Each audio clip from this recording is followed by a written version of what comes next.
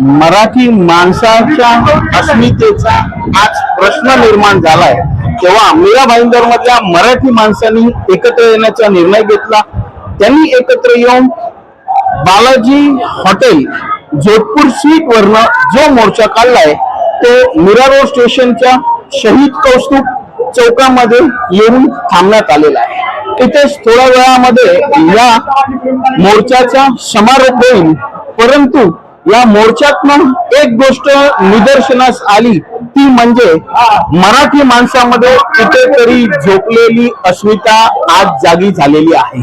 आणि ही अस्मिता अशीच जागी झाली तर भविष्यात येणाऱ्या नगरसेवकांच्या निवडणुकांमध्ये मराठी माणसाचं पुन्हा एकदा वजन दिसू शकेल। कॅमेरा पर्सन गुलाबराव सोबत मी विनोद जोशी, RMC न्यूज। सर्वांना जय महाराष्ट्र। मराठी माणसाने आज जे मोर्चा काढला आहे ते सर्वात पहिला त्याची एक वजह आहे, कारण कसं आहे की जे मारवाडी लोकांनी 2-3 दिवस जे मोर्चा काढला होता ते अनधिकृत मोर्चा त्यांनी काढला होता, तर त्यांना जे परवानगी पोलिसांनी दिली होती तर काय हिशोबाने दिली होती ते बघून आपले मराठी माणसांचे एवढे म्हणजे आपले मराठी इथे राहता पूर्ण महाराष्ट्र मराठीयांचाच आहे, तर ते बघून मराठी लोकांच्या विरुद्ध ते लोक मोर्चा काढत आहे, तर ते मराठी लोकांना जमणार नाही ना।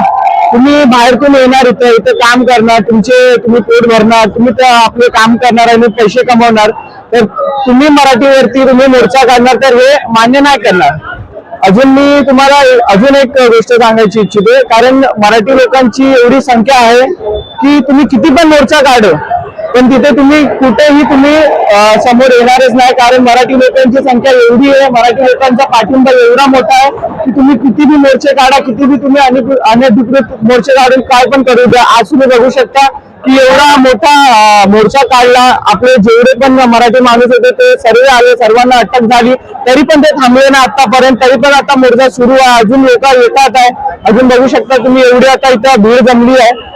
तर मी एकच बोलतोय, कारण मी पण मराठी नाही, पण मी मराठीला प्रेम करतो। मला मराठीचे जे मोठे मोठे महाराज आपले छत्रपती शिवाजी महाराज यांना बघून मला प्रेरणा भेटते। तुम्हाला एकच बोलायचं, जर तुम्हाला येत नाही मराठी तर ऍटलीस्ट तुम्ही रिस्पेक्ट करा मराठीची, कारण कसं इथे तुम्ही आले तर तुम्ही या भूमीची रिस्पेक्ट करा, कारण आपण या जातीचा नाही पण या आपण मातीचा आहोत, तर याचा आपण अभिमान करावा। या मोर्चाबद्दल आपलं काय म्हणणं आहे?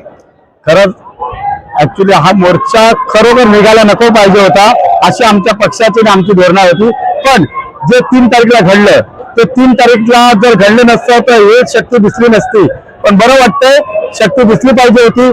पण मला एकच सांगायचं आहे इथल्या नेत्यांना की आपण समाजामध्ये तेढ निर्माण करू नये, जे करते मीरा भाईंदर जी जनता एकोप्याने आजपर्यंत राहते तशीच राहू द्या, त्याच्यामध्ये आग ओतू नका, हीच आमची मागणी आहे।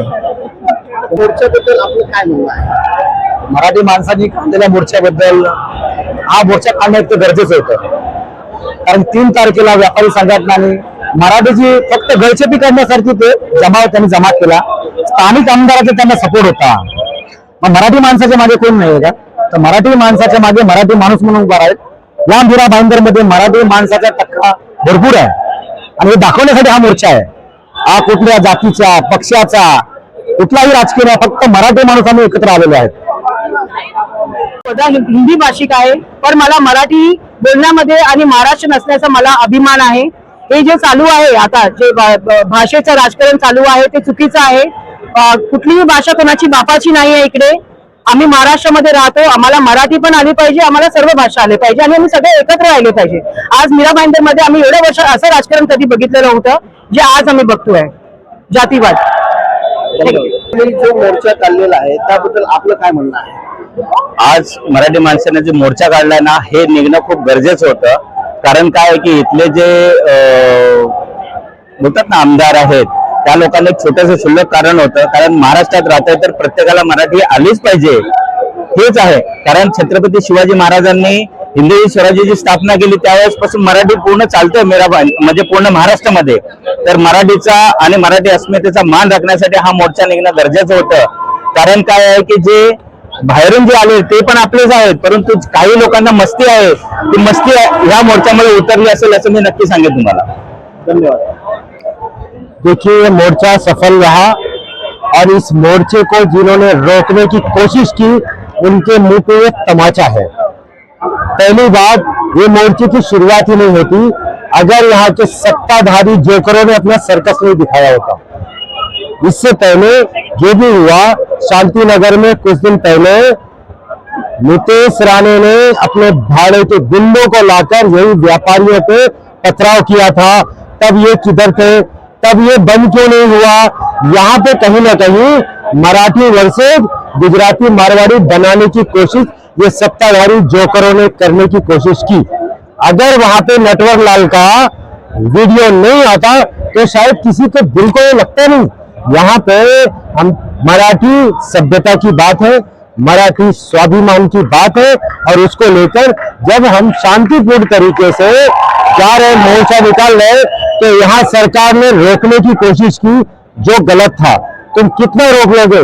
दैट इज हमारा संवैधानिक अधिकार है और हम करके रहेंगे. और इसका जवाब आने वाले इलेक्शन में जनता मुंह तोड़ देने वाली है जो महाराष्ट्र में रह के और महाराष्ट्र को बेचने की कोशिश कर रहे हैं. मराठी माणसांनी जो मोर्चा काढलेला आहे त्याबद्दल आपलं काय मत? माझं मत एवढंच आहे की काही दिवसा अगोदर काही लोकांनी मोर्चा काढलेला, त्यांना पोलिसनी परवानगी दिलेली का नाही दिलेली आम्हाला माहिती नाही. आज आम्ही मोर्चा काढतोय, आम्हाला पहिला परवानगी दिली नव्हती, नंतर परत दिली परवानगी. या कुठे ना कुठे दाबायचा प्रयत्न करतात आम्हाला आणि आमनं मराठी भाषेचा अपमान तो करेल त्याला तसंच तसा उत्तर द्यायला ऍक्शन वर रिएक्शन होणारच. प्रिय शहर आहे आणि इथे कायदा व सुव्यवस्थेची जबाबदारी नागरिकांवर आहे, आमच्यावर आहे. एक अर्ज पूर्वी एका राजकीय पक्षाने दिला होता, नंतर दुसऱ्याकडून आम्हाला तो अर्ज मिळाला. लोकशाहीमध्ये मोर्चा काढण्याचा सगळ्यांचा हक्क आहे आणि यात काही आपण हे करू शकत नाही. परंतु मागील याच शहरामध्ये एक प्रकरणामध्ये हायकोर्टाने असा निर्णय दिला होता की मोर्चा जो आहे काढण्याची रूट आणि वेळ पोलिसांशी संपर्क करून आपण ते केलं पाहिजे. आम्ही त्यांना सांगितलं होतं की तुम्ही मोर्चा काढा, काही हरकत नाही आहे, परंतु मोर्चा जो आहे तो तुम्ही एक असा रूट करा. त्यांना ते मान्य नव्हतं. तो स्पॉट जो आहे तो ते जे रूट जे त्यांनी सांगितलं होतं पूर्वी आणि नंतर आपण ते माहिती काढू शकता. तर त्याबद्दल आम्हाला थोडा आक्षेप होता. आम्हाला काही इंटेलिजन्स इनपुट्स पण होते आणि त्यामुळे या शहरात कायदा व सुव्यवस्था बाधित ठेवण्यासाठी आम्ही असा एक निर्णय घेतला आणि मोर्चाची परवानगी नाकारली. त्यानंतर ही एक काही ठिकाणी असा सोशल मीडिया पोस्टवर असा दिसून येतोय की इथे जे व्यापारी वर्ग आहे त्यांनी एक मोर्चा काढला होता, त्यांना पोलिसांनी परवानगी दिली आणि आम्हाला दिली नाही. असा काही नाही आहे. त्यांना पण आपण मोर्चाची परवानगी नाकारली होती, तरीही त्यांनी जे एकदा एक काढला त्याच्याबद्दल त्याच्यावर कायदेशीर कारवाई करण्यात आलेली आहे. FIR दाखल झालेली आहे. ही गोष्ट त्या लोकांना सांगितल्यानंतर ही त्यांनी ते एक मोर्चा करूच असा एक हे सांगितला होता. त्यामुळे पोलिसांनी कायदेशीर एक ॲक्शन घेतलेली आहे.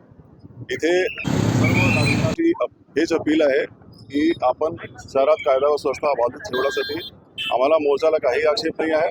फक्त रूट वेळ वगैरे सर्व लोकांना मान्य असेल, आम जनतेला त्रास होत नसेल, पोलिसांना पण हे असेल, आम्हाला विश्वासात घेऊन ते करायला पाहिजे यापुढे सुद्धा. थँक्यू.